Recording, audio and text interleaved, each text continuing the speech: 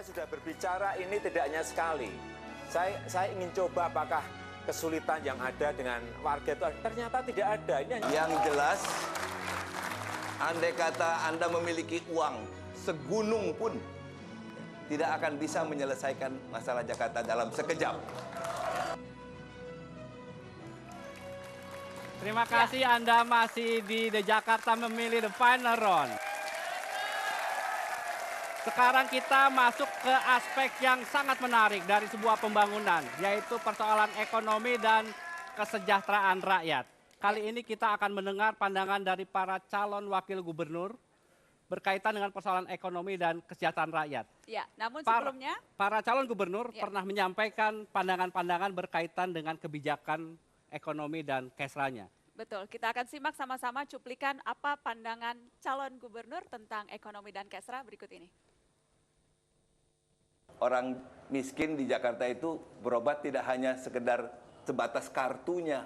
Ya, mereka betul-betul menikmati apa yang menjadi haknya sebagai orang yang tidak mampu. Di sini barangkali ada mereka yang sudah menikmati layanan kesehatan gratis tadi, termasuk cuci darah, bukan hanya 1 kali, 2 kali. Penting yang dinamakan membangun sebuah sistem. Ini yang sudah kita siapkan, ya. Sistem kartu Jakarta Sehat yang sudah kita siapkan, dan dengan kartu ini nanti bisa dipakai ke rumah sakit negeri maupun swasta, ke puskesmas maupun ke poliklinik. Ini dipegang oleh rakyat. Ya. Itu tadi berkaitan persoalan ekonomi dan kesra, Nana. Memang Jakarta itu menjadi salah satu pusat kekuatan ekonomi Indonesia. Ya. Dan kalau kita lihat, memang dari Jakarta ini kontribusi terhadap produk domestik bruto nasional itu lebih dari 16%. Betul. Dan rata-rata penduduk Jakarta memang masuk dalam kelompok masyarakat berpenghasilan tinggi. Namun di sisi lain kita melihat persoalan kemiskinan yang juga tidak kalah menakutkannya. Karena itu saya ingin memulai pertanyaan ini ke Pak Nahrawi Ramli. Berkaitan dengan kebijakan mendampingi calon gubernur yang telah menegaskan kebijakan pro-job dan pro-growth dan pro-job. Ya. Ini yang akan coba dilakukan. Nah, sebagai wakil gubernur, Pak, sejauh mana Bapak concern terhadap persoalan kemiskinan di Jakarta dan dalam 5 tahun ke depan akan seperti apa kemiskinan di Jakarta itu? 3 menit dari sekarang, Pak Nahrawi. Terima kasih Pak Tommy. Bapak Ibu sekalian, pemirsa, ekonomi Jakarta adalah epicentrum dari ekonomi Indonesia. Dan kita lihat bahwa Jakarta mempunyai sesuatu yang khas. Oleh karena itu ketika kita bicara kemiskinan, maka kita harus berbicara dengan fakta. Bahwa Jakarta adalah gula-gula bagi yang lain. Sehingga banyak orang yang datang ke Jakarta. Mungkin Pak Jokowi kalau nggak lihat Jakarta manis juga belum tentu datang ke Jakarta. Baik, angka kemiskinan di 2007 ketika Pak Setioso 4,48%, saat ini turun menjadi 3,6%.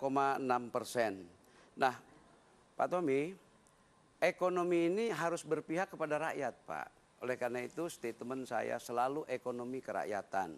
Sehingga yang pertama adalah kita harus tingkatkan kemampuan sumber daya manusia. Jakarta tidak punya tempat, tidak punya hasil yang banyak, Pak. Seperti tambang dan lain sebagainya.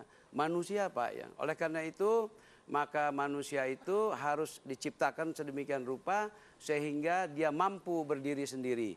Antara lain dengan memberikan ilmu tentang entrepreneurship, kewirausahaan, sehingga dia bisa menciptakan lapangan kerja sendiri. Ke depan, Pak Nahrawi, kalau boleh saya tahu seperti apa gambaran kemiskinan di Jakarta? Baik, Pak, 5 tahun ke depan yang jelas yang pertama tadi, ada anggaran pembinaan dari Dinas Koperasi, UKM dan Perdagangan DKI. Itu dimanfaatkan buat minterin rakyat, Pak. Ya. Yang kedua, koperasi. Ada 7.600 koperasi di Jakarta, Pak. Dan itu sudah berjalan dengan baik. Dan kita lakukan. Dan dibina juga oleh Pemda.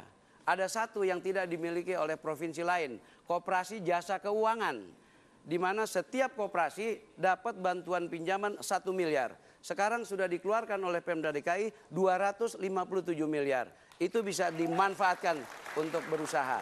Mudah-mudahan ke depan, tadi Pak, setiap warga negara, setiap masyarakat Jakarta bisa menciptakan pekerjaan sendiri. Ada yang menarik lagi Pak Nahrawi. Sekarang UMP-nya DKI itu sekitar 1,35 juta. Iya. 1,5 juta. Dalam 5 tahun ke depan akan seperti apa UMP warga di DKI? Pak Tommy, kita tidak bisa tetapkan sekarang. Ada faktor yang mempengaruhi dinamika perkembangan teknologi, dinamika perkembangan ekonomi internasional, global, itu juga berpengaruh. Kita hanya bisa bikin perkiraan nantinya. Tapi sekali lagi, bahwa rakyat harus meningkat, rakyat harus hidup sejahtera. Baik, terima kasih Pak Nahrawi Ramli. Nana, silakan. Baik. Sekarang giliran saya yang bertanya ke calon wakil gubernur Basuki Cahayapurnama. Pak Basuki, saya ingin fokus ke persoalan kesehatan. Salah satu program yang selalu Anda dan juga Pak Joko Widodo gadang-gadangkan dan jual setiap kampanye adalah Kartu Jakarta Sehat.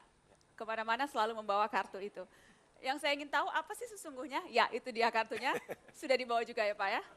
Apa perbedaan utama yang spesifik antara Kartu Jakarta Sehat dengan program di bidang kesehatan yang sudah dilakukan oleh incumbent? Spesifiknya apa? 3 menit dari sekarang. Spesifik utama adalah bahwa ini tanpa SKTM dan kita 2014 sesuai dengan Undang-Undang SDSN kita akan mengarah ke sistem asuransi. Jadi ini bukan Jamkesda. Jamkesda yang dilakukan ini jelas bertentangan dengan undang-undang dan akibatnya juga Undang-undang yang mana Pak Basuki? Undang-Undang nomor 40 tahun 2004. Itu jelas ada Undang-Undang Sistem Jaminan Sosial Nasional. Itu yang saya lakukan di Belitung Timur. Jadi dengan kartu model ini, kalau di tempat saya itu langsung KTP, Anda sakit asal mau masuk ke kelas 3, Anda diterima. Dari ambulans sampai obat, sampai kita kirim ke Jakarta kita Dan panggang. apa itu bedanya dengan program yang sudah dilakukan Kalau beliau DKI? mesti tunggu SKTM, orang bisa dipanggang dulu, bisa berapa hari. Nah, Ada data spesifik? dan Ketika Anda menyebut itu, apakah memang konkretnya di lapangan seperti itu? di Pak? lapangan saya bisa keluarkan 300 sampai 500 nama. Dan yang lebih gawat lagi, ketika kelas 3-nya penuh, maka ditolak. Harusnya kalau pelayanan masyarakat untuk kelas 3 penuh, dia di-upgrade ke kelas 2, kita terima. Nah itu beda. Terus beda yang lain lagi apa? Jakarta ada lebih kurang 339 puskesmas. Ternyata yang rawat inap tuh hanya 4. Makanya semua numpuk RSUD. Kita harus mengerti orang yang ekonominya kecil, orang yang ekonominya susah, kalau dia berobat tempat yang lebih jauh, dia butuh transportasi. Sekalipun gratis saja, dia masalah. Lalu apa beda lagi dengan di Jakarta? Orang miskin yang sakit di dalam gang-gang yang sempit, dia tidak punya mobil untuk datang ke rumah sakit. Tentu sewa taksi atau sewa mobil. Tidak punya uang. Nah kalau di tempat kami sistemnya, Anda SMS, kami kirim puskeslink. Oke, Kita ladenin. baik. Karena Itu itu tadi kita dari lakukan. segi perbedaan. Bedanya banyak banget. Bagaimana Anda memastikan semua rencana tadi, semua program tadi terbangun dalam satu sistem yang terpadu, Pak? Sistemnya sederhana sekali. Jadi kita tidak mensurvei apakah Anda punya motor ataukah Anda punya TV.